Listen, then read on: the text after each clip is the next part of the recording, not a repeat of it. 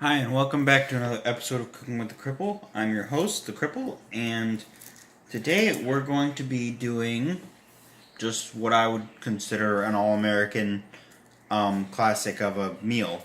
We're going to be doing steak plus French fries, plus onions, plus whatever else I can think of.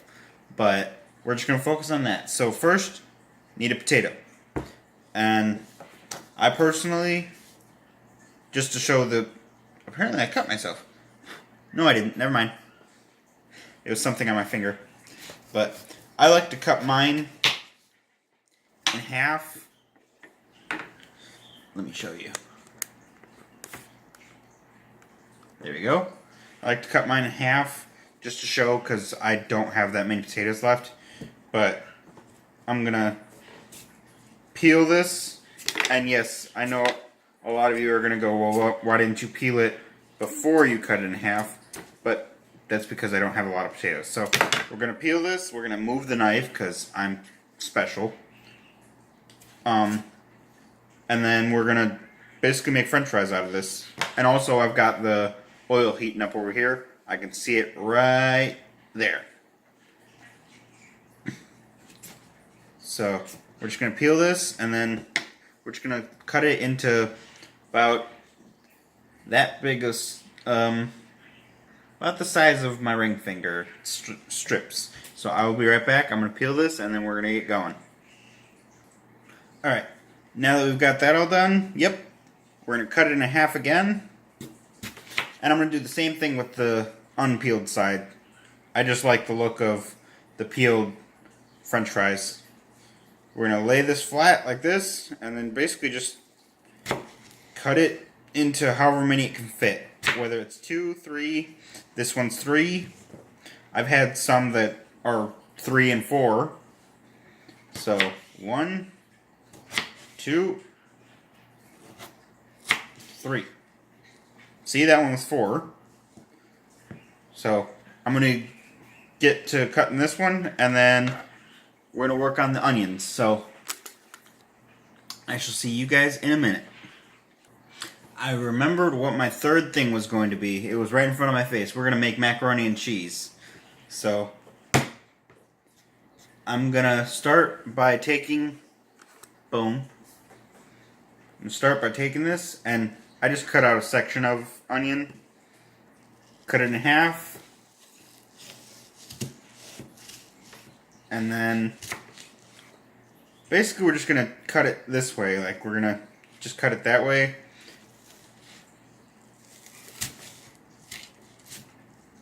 And then basically we're just going to cut this down, and then we're going to start sweating it. So, or turning it brown and translucent. Basically the same thing. But the reason why I like sweating my onions is because it takes away from the super, like, almost spicy kind of oniony flavor. Sorry, that's the butter for this. So, kind of scared me. I don't like hearing sizzling that I don't know what the cause of it is.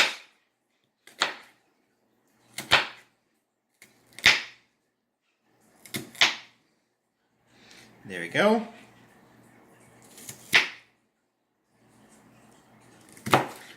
And yeah, ready to go.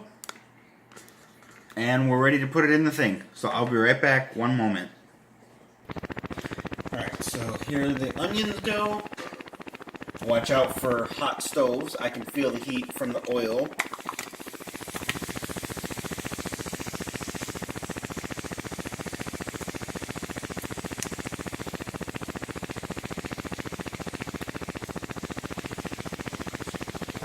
But we're going to let that cook for about 10 or 11 minutes. But it really depends on your stove. So I can't tell you how long it'll take on your stove. But we're just going to let this kind of sit here. Make sure that all the onions are touching the pan. Otherwise, you're kind of wasting your time.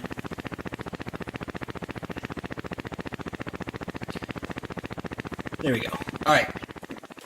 So I'm gonna go get the French fries and we're gonna start deep frying them. So I'll be right back. I have the oil heated up and we're just gonna drop these bad boys in, and I heated up a little bit too much. I hope it doesn't hurt. Oh, no, we're good. So I'm gonna toss these in a couple at a time because I really don't have that big of a pan. So I'd say give them 2 to 3 minutes or until they start floating.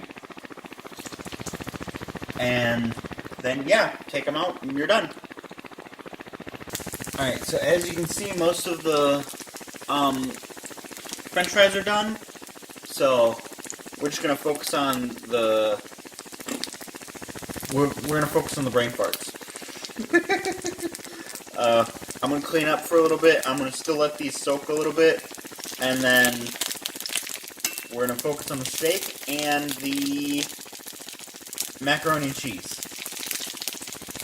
So I'll see you guys in a minute.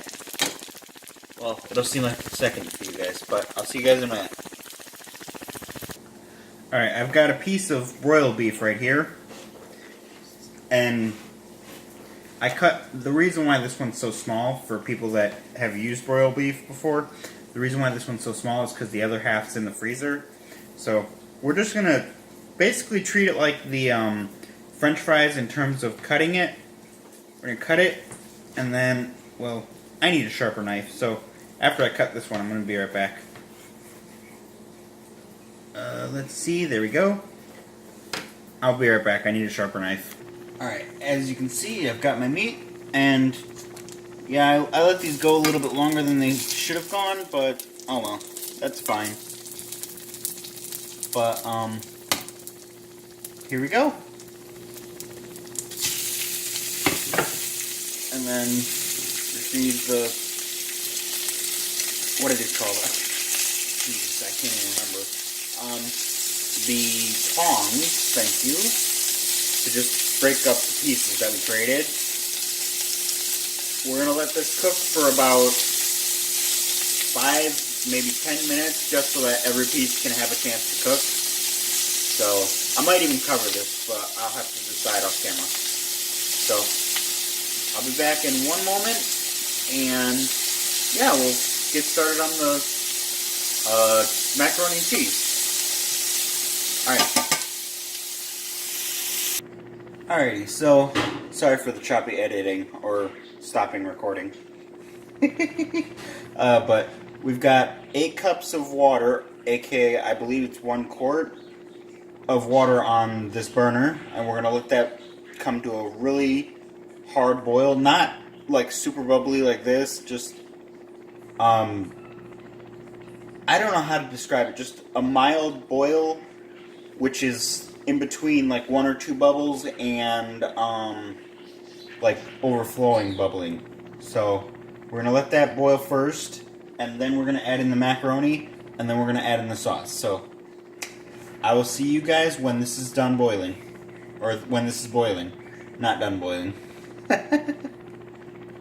Alright, so I just want to show, this is about a mild boil because the bubbles are just starting to come up.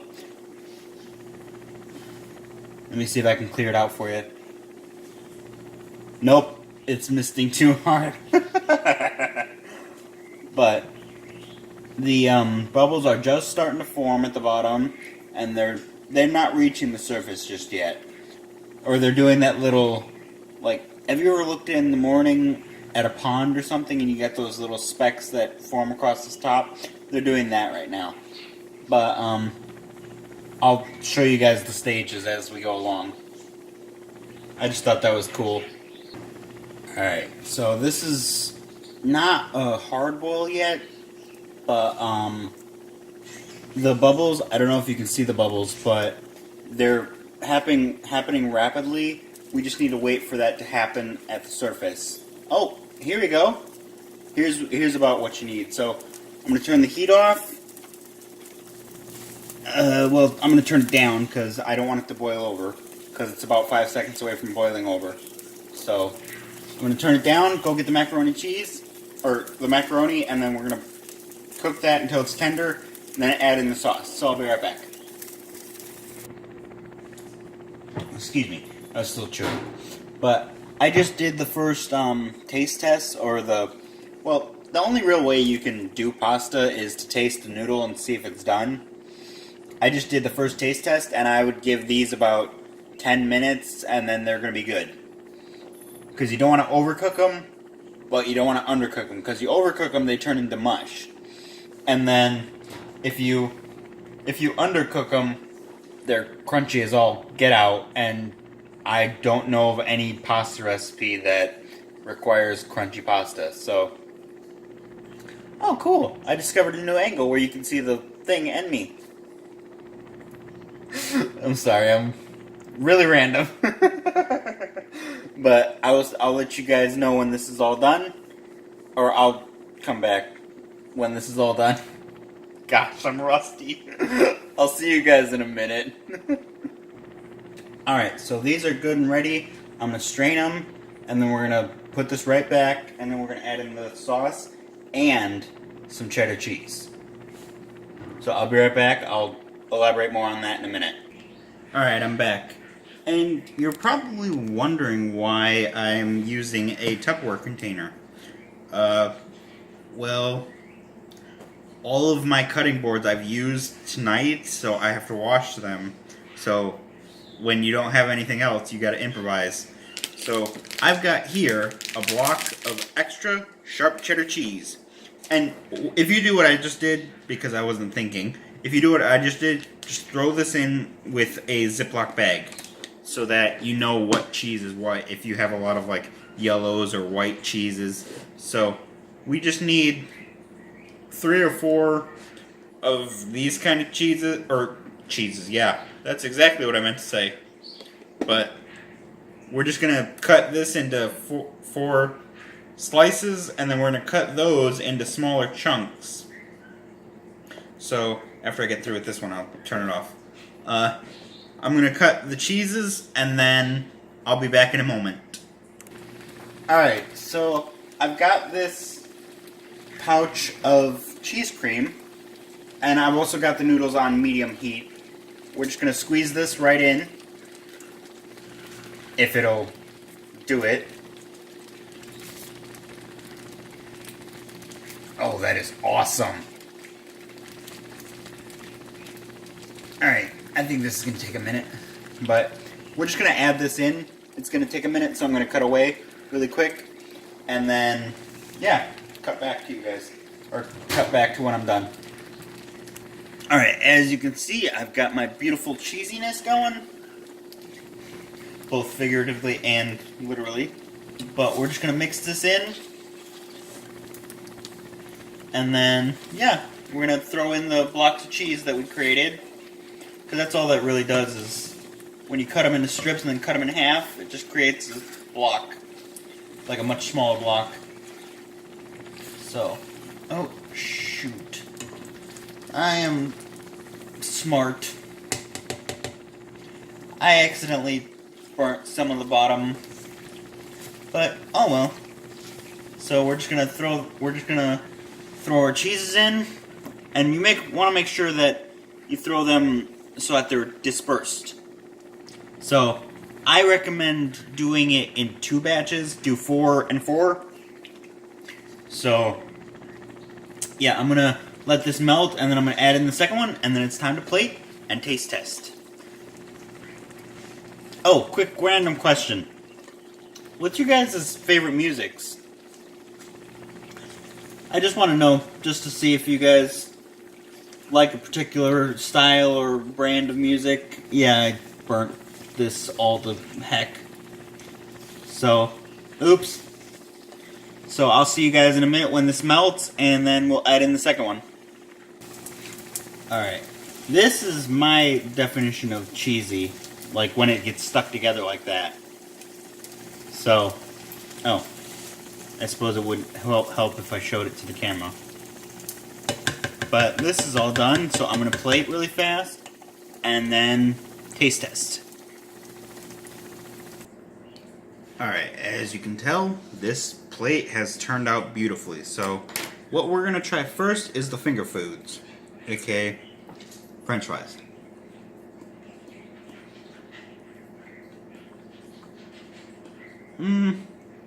Not the best French fries I've ever had. But at the same time, I can't get French fries down. Like, I can't get the technique down. But, they're really good. Now, onto the steak tips. And the onions. If I can get one. Alright, I'll just pick it up.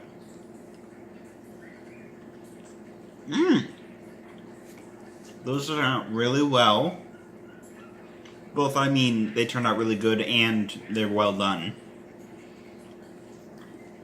This is the part I'm most anxious about because normally I try not to do macaroni from the box, but we'll see how it turns out if I can get it on my fork.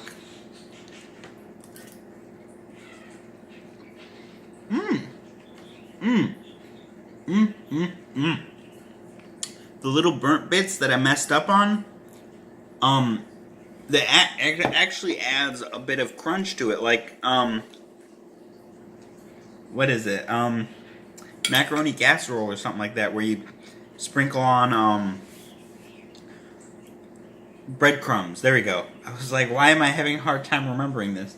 But, just take that as a lesson. Even your screw-ups can be like a success. So don't be discouraged if you screw up, because it might turn out really, really good. Excuse me, I'm burping. Oh, I almost forgot the key, or the final key to this puzzle. Some Wisconsin Belgian Red Ale. I believe that's what it's called, but it's really good. It's the only alcoholic thing that I've truly, truly enjoyed so far.